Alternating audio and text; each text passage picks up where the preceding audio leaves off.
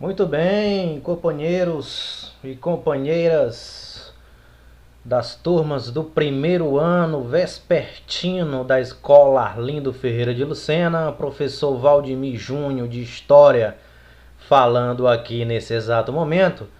Nós precisamos nos reunirmos nessa plataforma virtual no YouTube para dar sequência ao Crescente Fértil do nosso livro didático de História. Hoje nós iremos abordar 3 povos que legaram e muito para civilizações posteriores na humanidade. São eles: os hebreus, os fenícios e os persas. Na região do Crescente Fértil, além das margens dos grandes rios, Nilo, Tigre e Eufrates, também se desenvolveram diversos povos vizinhos aos egípcios e mesopotâmicos, com destaque para os hebreus, fenícios e mais ao leste os persas. Estes foram responsáveis por diversos legados à cultura ocidental. Em momentos outros, nós tivemos o prazer de desfrutar de narrativas historiográficas citando o desenrolar do desenvolvimento evolucionista de civilizações como a mesopotâmica e a egípcia, que tiveram as suas particularidades em vários setores do campo estudantil, econômico, político, social, cultural. E essas civilizações também tiveram o seu quesito dominante e hegemônico, tudo pautado numa crença religiosa, politeísta. No caso dos hebreus, não que eles foram sempre monoteístas, uma concepção em um Deus único, mas eles também tiveram seus momentos pagãos, em crenças a diversos outros deuses oriundos das naturezas.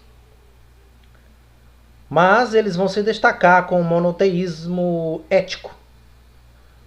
Os hebreus se destacaram por terem sido o primeiro povo a adotar o monoteísmo ético, religião que prega a existência de um só Deus e que exige um comportamento ético das pessoas, ou seja, que ajam de maneira correta e justa. Tal atuação é fundamento presente na religião de mais de 2 bilhões de pessoas atualmente, como judeus, muçulmanos e cristãos.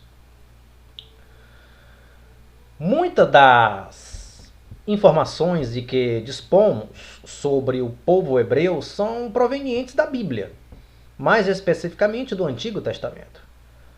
No texto sagrado para cristãos e judeus, dados históricos misturam-se com relatos míticos e religiosos. Estudos linguísticos, arqueológicos e textos não bíblicos dialogam com essas representações bíblicas. Como vocês podem observar, caros companheiros estudantes, os povos hebreus serão o que hoje nós conhecemos como os judeus. Um povo que foi, desde os primórdios de sua contemplação, de sua caminhada na Terra Prometida, na busca da Terra Prometida, Canaã, essa mesma região que a historiografia relata o Crescente Fértil, ou parte do Crescente Fértil, foram povos perseguidos. E para adotar, seguir esses ensinamentos não foram fáceis, para os primeiros cristãos, para os primeiros adeptos, os primeiros a seguir essa fé pautada na crença em um único Criador de todos os seres humanos, de toda a riqueza que existe no mundo. Foram pessoas que foram perseguidas e foram massacradas pelos pagãos, os incultos. E o povo hebreu vai ser esse povo que vai inaugurar esse monoteísmo ético, fraterno, moralista. Inicialmente os hebreus habitavam a cidade de Ur, no sul da Mesopotâmia. Seu primeiro grande líder teria sido Abraão, considerado seu primeiro patriarca, que significa chefe de clã. Abraão pregava uma nova religião, o monoteísta. O Deus único, Javé, também chamado de Jeová, teria prometido a ele e seus descendentes uma terra onde jorraria leite e mel. A promessa teria levado Abraão a conduzir os hebreus até a Palestina, região do atual território de Israel, também conhecida como Canaã. Lá os hebreus se estabeleceram por volta de 2000 anos antes de Cristo, após derrotarem os habitantes locais, os cananeus. Segundo a Bíblia, Abraão foi sucedido pelos patriarcas Isaque e Jacó, e dos herdeiros deste último descenderam os grupos familiares originais, chamados de as 12 tribos de Israel. Nós vimos agora há pouco, citado no parágrafo anterior, que para encontrar a história desse povo, os hebreus, os cientistas sociais, especificamente no caso dos historiadores, eles vão direto às fontes bíblicas das Sagradas Escrituras, principalmente o Antigo Testamento, que vai focar mais a questão dos patriarcas, né? Que foram aqueles que batizaram e abriram as portas para o cristianismo, para o monoteísmo cristão, ético. E ao mesmo tempo a arqueologia e outros escritos vão servir de fontes para os historiadores pesquisarem e chegarem a uma conclusão de como viveu os povos hebreus na antiguidade. É importante ressaltar, contudo, que nenhum desses patriarcas é mencionado em qualquer outro documento de época que não seja o Antigo Testamento. Além disso, muitos historiadores afirmam que a religião monoteísta de Jeová só surgiu muito tempo depois da época dos patriarcas. Segundo o relato bíblico, crescentes dificuldades econômicas fizeram com que muitos hebreus migrassem para o Egito. A princípio, essa ocupação foi pacífica, mas posteriormente eles foram escravizados pelos egípcios. Para se falar do povo hebreu, aquilo que ficou, em primeiro momento, marcante na história desse povo, sem dúvida nenhuma, foi a narrativa do Êxodo, a saída dos hebreus para novas oportunidades em outras localidades. A princípio pacífica, mas depois ocorreu a escravidão desse povo. Séculos depois, eles fugiram do Egito sob a liderança do profeta Moisés. Durante a fuga, conhecida como Êxodo, Deus teria ditado a Moisés os 10 mandamentos, um conjunto de leis que foi registrado em 2 pedras. Após 40 anos de jornada pelo deserto, os hebreus chegaram à Palestina, já sob a liderança de Josué.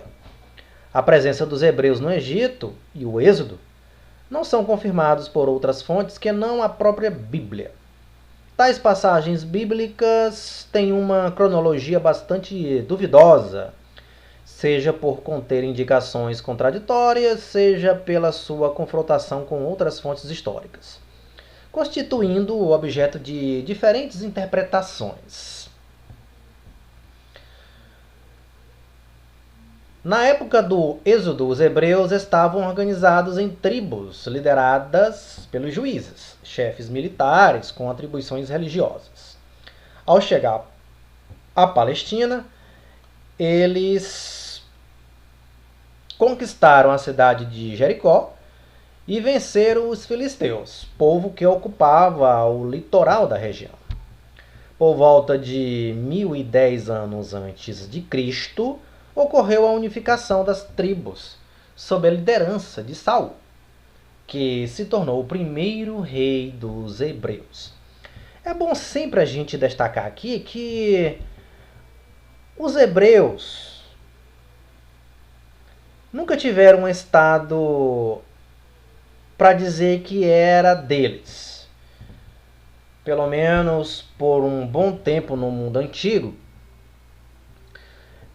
E essa busca incessante por um Estado-nação, por uma pátria,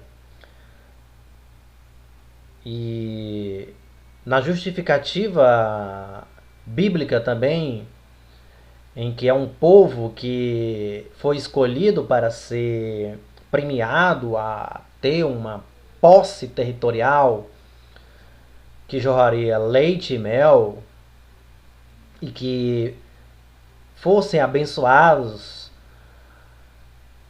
com as dádivas do Todo-Poderoso, provocou iras de diversos outros povos inimigos que ocuparam essas terras por diversos outros momentos na história. Mesopotâmicos, egípcios, persas, romanos, gregos, macedônios, e mais adiante também pelos próprios turcos otomanos, mais adiante ainda pelos vastos outros impérios da Europa Central, certo?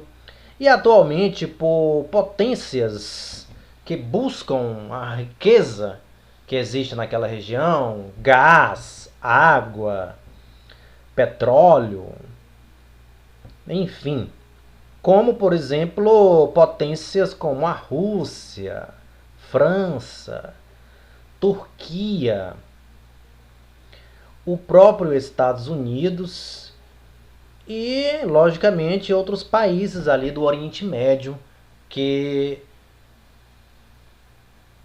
antagonicamente buscam soluções para dominar o território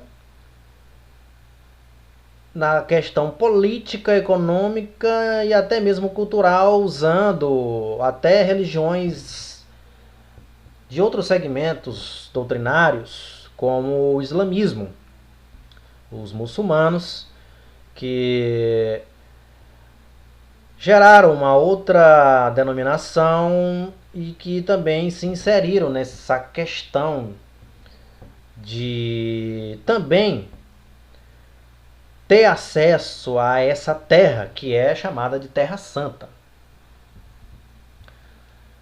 Davi, sucessor de Saul, lançou as bases para a formação de um Estado hebraico efetivo, com o governo centralizado, exército permanente e organização burocrática. Jerusalém tornou-se a capital do reino de Israel, sob o comando de Salomão, filho de Davi. O Estado hebraico atingiu seu apogeu com grande desenvolvimento comercial. Para os cultos foi construído um grande templo dedicado a Jeová, o Templo de Jerusalém, conhecido como Templo de Salomão. Entretanto, o Estado unificado não sobreviveu à morte de Salomão. Logo surgiram disputas pela sucessão que resultaram na divisão dos hebreus em dois reinos: o de Israel, com capital em Samaria, e o de Judá, com capital em Jerusalém. A consequência imediata da divisão foi a invasão estrangeira, inicialmente pelos assírios e mais tarde, no século VI a.C., por Nabucodonosor, rei da Babilônia. Depois de saquear Jerusalém e destruir o Templo de Salomão, Nabucodonosor escravizou um grande número de hebreus e levou-os para a Mesopotâmia. Em 539 anos antes de Cristo, porém, os persas, chefiados por Ciro o Grande, conquistaram a Babilônia e libertaram os hebreus escravizados, que puderam então retornar à Palestina. Os últimos invasores da Palestina na antiguidade foram os macedônios e, a seguir, os romanos. A resistência à ocupação romana, em 70 d.C., foi reprimida brutalmente. Jerusalém foi destruída e os hebreus se dispersaram por outras regiões. Esse movimento ficou conhecido como diáspora. Se estendeu por centenas de anos. Então, a diáspora é um outro fenômeno, também comparado com o êxodo. Mas o êxodo, ele não é a chegada, ele é a saída, a dispersão do povo hebreu, do povo judeu, por várias outras regiões do mundo. O povo hebreu, hoje o povo judeu, é aquele povo que mais vive fora do seu lar prometido, a Terra Santa, Canaã, a terra de Jeová, por inúmeras outras questões referentes à disputa por posse do território por vários outros povos. E isso vai gerar conflitos que até os dias de hoje são latentes na disputa pela riqueza e pela hegemonia de cobiçar o que a terra ela tem a oferecer. Logicamente que é uma região com vasta geografia diversificada, mas que tem as suas particularidades que geram atrativos para a invasão. Nós já citamos agora há pouco algumas delas. E uma das possibilidades de adentrar o território é o domínio do mar Mediterrâneo. Certo? Que foi um dos mares mais navegáveis no mundo antigo e que, logicamente, ocasionou em guerras, conflitos marítimos e domínio em busca de riqueza.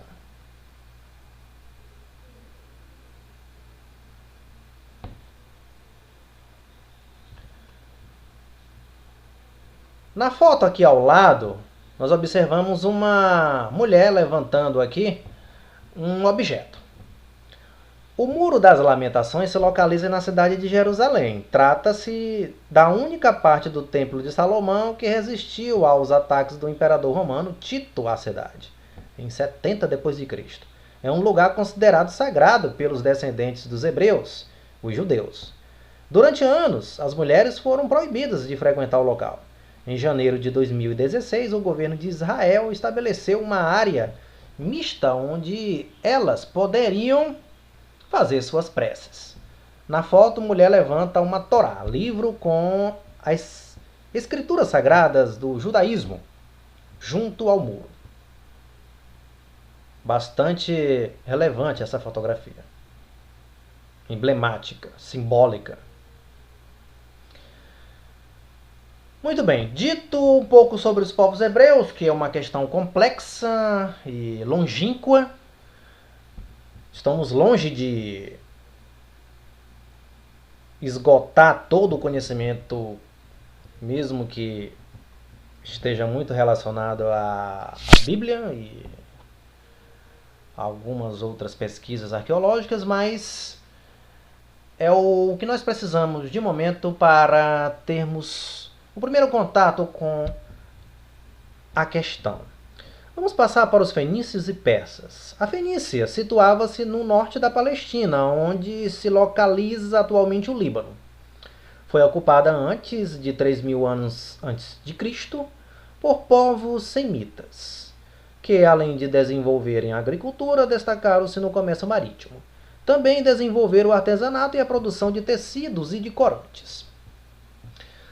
O que mais vai ser relevante para os fenícios, sem dúvida nenhuma, é a arte da navegação.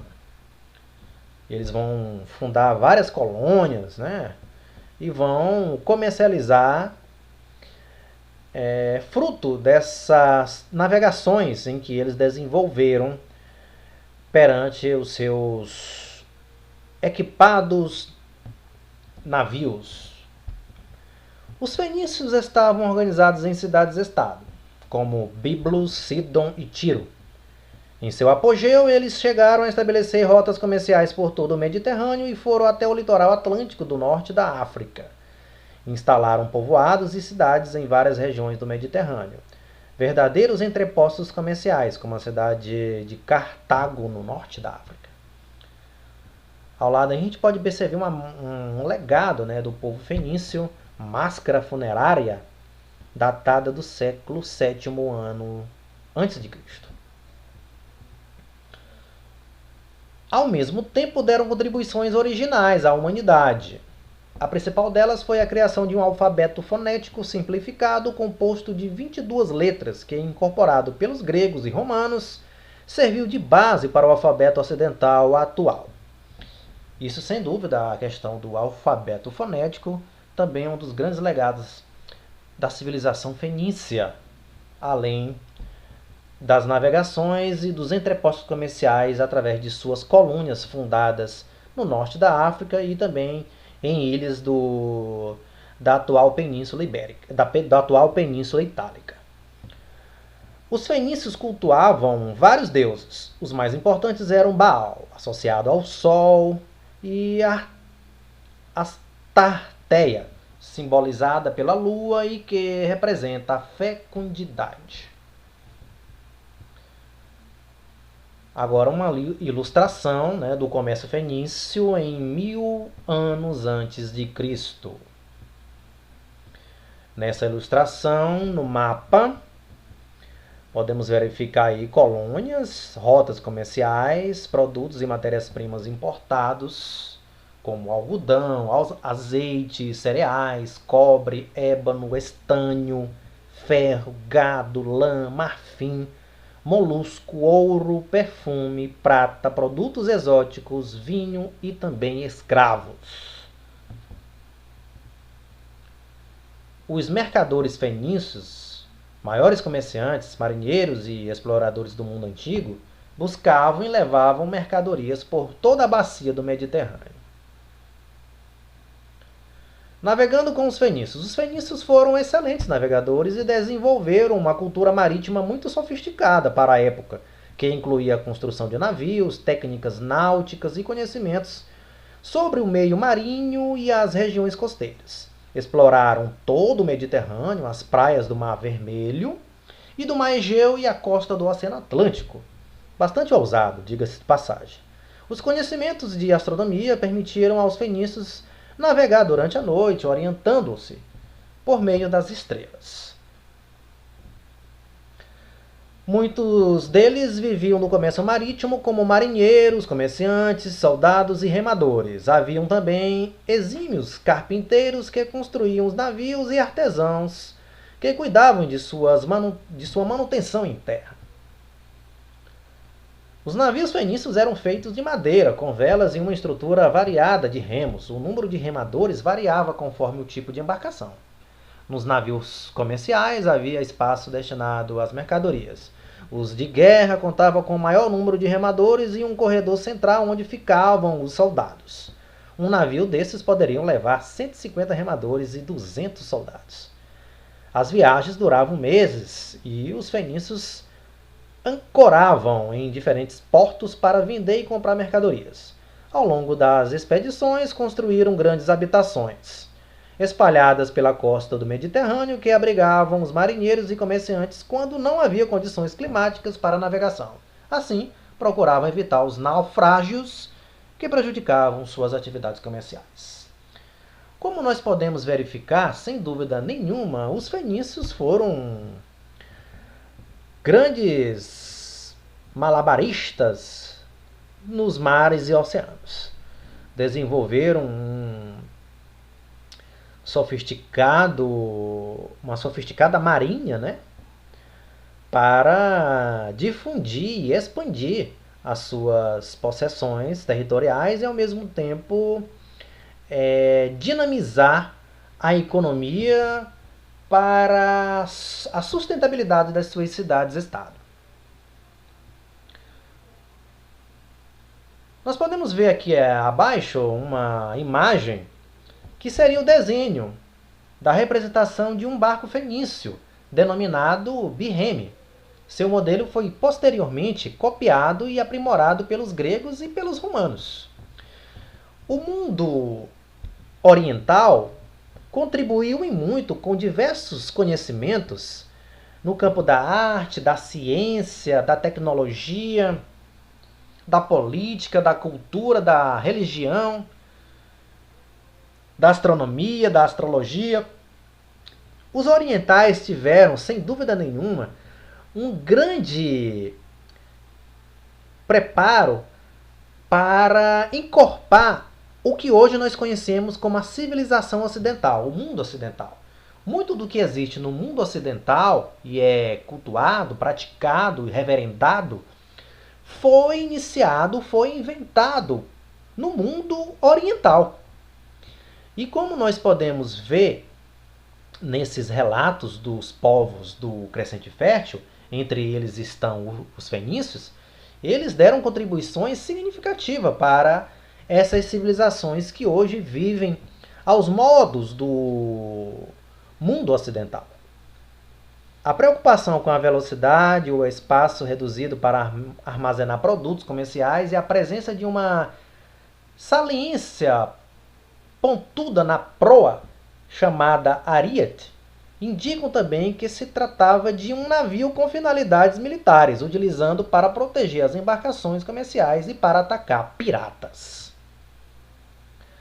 A existência de duas séries de remos, combinada com a amplitude da vela, aponta que esta embarcação conseguia atingir uma velocidade elevada em relação a outros navios do período.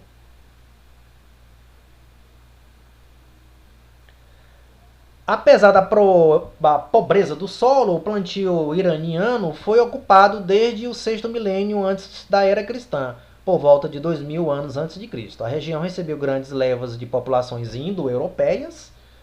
São povos originários da Ásia Central que migraram para a Índia, para o Planalto iraniano e para a Europa. Nela, a leste do rio Tigre, se formaria outra civilização, que chegaria a dominar a própria Fenícia, o Egito e a Mesopotâmia. Essa civilização, a Pérsia, seria responsável por um dos maiores impérios do mundo antigo. Ciro, o Grande, rei persa, unificou o território e submeteu os povos vizinhos, os medos. Em sua expansão, os persas ocuparam a Mesopotâmia, a Palestina e a Fenícia e chegaram ao Egito, a Ásia Menor no Ocidente e a Índia no Oriente. Ciro, o principal conquistador, foi bastante hábil ao se aliar às elites locais dos territórios conquistados, em vez de simplesmente submetê-las ao seu domínio. Desse modo, garantiu relativa estabilidade de um vasto império. Seu filho e sucessor, Cambises, conquistou o Egito após a vitória na Batalha de Pelusa. O período de maior florescimento persa ocorreu no reino de Dario I. Durante seu governo, que durou de 524 anos antes de Cristo a 484 anos antes de Cristo, dividiu o império em províncias, as satrapias. Encarregados de cobrar os impostos, os sátrapas, governadores, eram fiscalizados por inspetores oficiais conhecidos como olhos e ouvidos do rei. Dario mandou construir estradas que ligavam os principais centros urbanos do império, Susa, Pasárgada, Persépolis. Criou um eficiente sistema de correios para maior controle das províncias e implantou uma unidade monetária chamada Dárico. No Império Persa, assim como entre outros povos da Antiguidade Oriental, a população prestava serviços obrigatórios ao Estado em regime de servidão coletiva. O poder do imperador era garantido por seu numeroso exército, mantido com propósitos expansionistas. A existência desse exército, porém, não impedia o fracasso dos ataques à Grécia comandados por Dario I e seu sucessor Xerxes.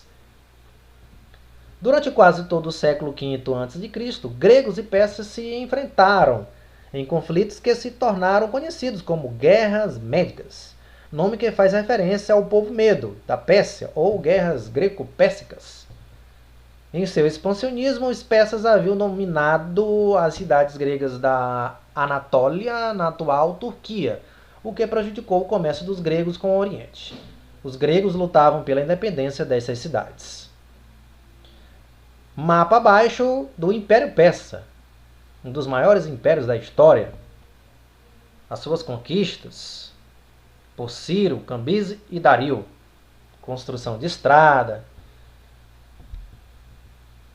a dominação de povos com a servidão coletiva, a instauração de uma moeda única de sua circulação, chamada de Dárico,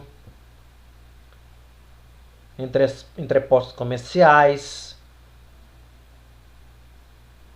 e, claro, a implantação de uma religião, que nós vamos falar agora quando a gente for citar a questão da mulher. As mulheres no Antigo Oriente, a ausência na narrativa histórica daqueles que não ocupavam cargos governamentais, que não comandavam exércitos e não eram responsáveis pelas grandes decisões históricas, fossem homens, fossem mulheres, é uma herança de uma antiga e criticada visão histórica. Essa visão tradicional valorizava os grandes personagens e os grandes feitos. Os historiadores atuais têm pesquisado fontes que apresentam indícios desses personagens escondidos e esquecidos. O caso das mulheres nas sociedades do Antigo Oriente é um bom exemplo. Embora a condição feminina nessas sociedades tenha variado de acordo à época, o lugar e a posição social ocupada pelas mulheres, ela nunca foi de igualdade em relação à do homem. Em geral, as mulheres estavam submetidas à autoridade masculina e deviam mostrar submissão ao marido. Os casamentos eram arranjados pelos pais dos noivos e, às vezes, quando estes ainda eram crianças, como forma de unir interesses e propriedades. A mulher deveria ser fiel ao marido e o adultério feminino era punido com severidade. O homem, ao contrário, poderia ter mais de uma mulher, desde que houvesse condições financeiras para mantê-las. Apesar de ocupar posições secundárias à do homem, as mulheres podiam herdar propriedades e, no caso do falecimento do esposo, tornar-se chefe da casa e gerir os negócios. Podiam também se divorciar e se casar novamente. Várias mulheres de condição social mais elevada recebiam educação formal e aprendiam a ler e escrever, mas a maioria era educada apenas para exercer as funções domésticas e para a maternidade. Para os povos que habitaram a região da antiga Mesopotâmia, o principal papel feminino era ser mãe. Por isso, as mulheres estéreis eram repudiadas pelos maridos e a prostituição muitas vezes era a única opção que lhes restava. A prostituição era aceita como uma atividade normal e nenhum julgamento moral recaía sobre ela. Era também comum uma forma de prostituição sagrada realizada por sacerdotisas.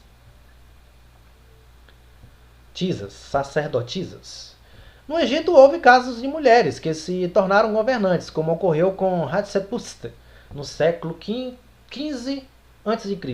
e Cleópatra no século VII. Cleópatra VII no século I a.C.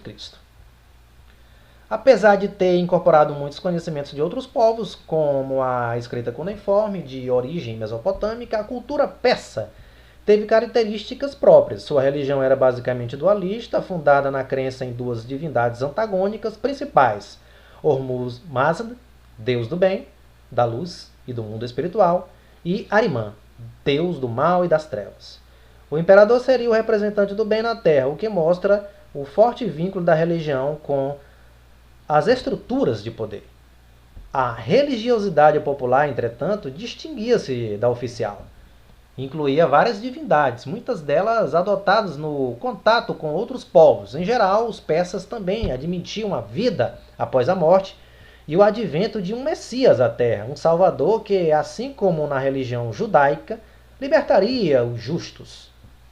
Os princípios dessa religião chamada de zoroastrismo estavam no livro sagrado Zenda e Avesta, que teria sido escrito por um personagem lendário, Zoroastro, também denominado Zaratustra.